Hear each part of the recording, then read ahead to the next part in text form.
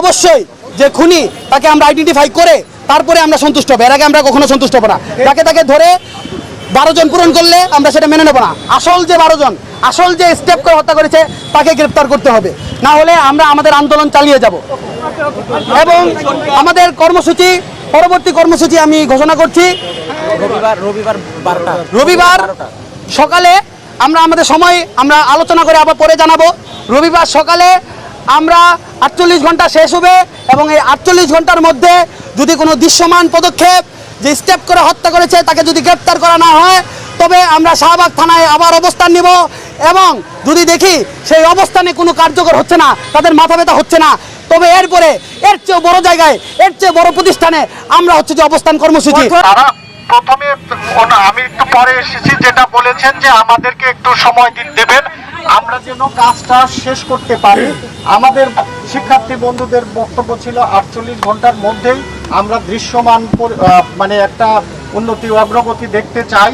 এবং তারা ফাইনালি যে কথাটি বলেছেন যে তারা কাজ অনেকটাই এগিয়ে নিয়েছেন, তাদের তদন্তের স্বার্থে তারা অনেক কিছুই হয়তো ডিসক্লোজ করতে চাননি। তারা আশাবাদী 48 ঘন্টার মধ্যেই তারা অগ্রগতি জানাতে পারবেন।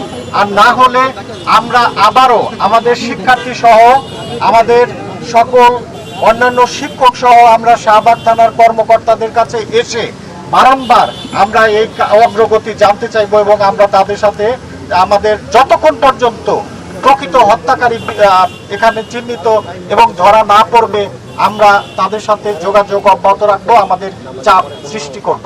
তাহলে কি আলোচনা সন্তোষজনক হয়েছে? আমি একটু বলি, আসলে আমার আলোচনা আমি আমরা আলোচনা যেটা দেখেছি এইটা আসলে আলোচনাটা সন্তোষজনক, কিন্তু অগ্রগতিটা ওনারা যেহেতু বলতে পারেন নাই, এই অগ্রগতিটা আমরা এখনো মনে করি যে সন্তোষজনক নয়। কিন্তু আমাদের হাতে সময় আছে, আমরা 48 ঘন্টা সময় দিয়েছি, আমাদের আলোচনাটা ফলপ্রসূ হয়েছে, কিন্তু আমরা অগ্রগতিটা এখনো ওনারা বলছেন ওনারা স্যাটিসফাইড, কিন্তু আমরা 48 ঘন্টা সময় দিয়েছি। 48 ঘন্টা পরে আমরা বলতে পারবো এটা স্যাটিসফ্যাক্টরি।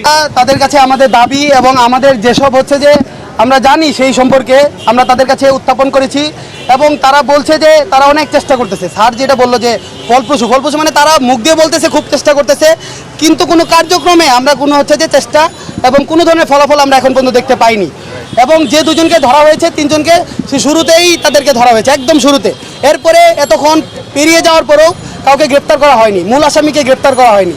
তারপরে যে পুরস্কার দেওয়া হয়েছে, মানে তাকে তার প্রধান আসামিকে নাকি ধরা হয়েছে, এটা বলে পুরস্কার দেওয়া হয়েছে, মানে এগুলো স্পষ্ট ভিন্ন খাতে নেওয়ার চেষ্টা।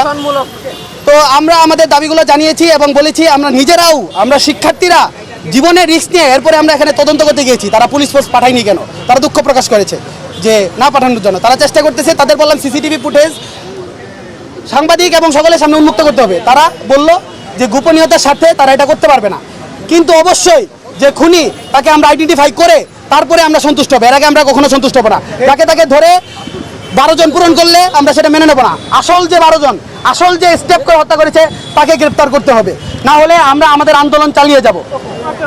এবং আমাদের কর্মসূচি, পরবর্তী কর্মসূচি আমি ঘোষণা করছি রবিবার সকালে। আমরা আমাদের সময় আমরা আলোচনা করে আবার পরে জানাবো।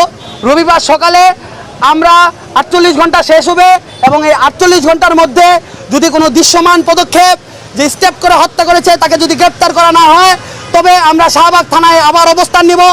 এবং যদি দেখি সেই অবস্থানে কোনো কার্যকর হচ্ছে না, তাদের মাথা ব্যথা হচ্ছে না, তবে এরপরে এর চেয়ে বড় জায়গায়, এর চেয়ে বড় প্রতিষ্ঠানে আমরা যে অবস্থান কর্মসূচি এবং কঠোর অবস্থান কর্মসূচি নিব।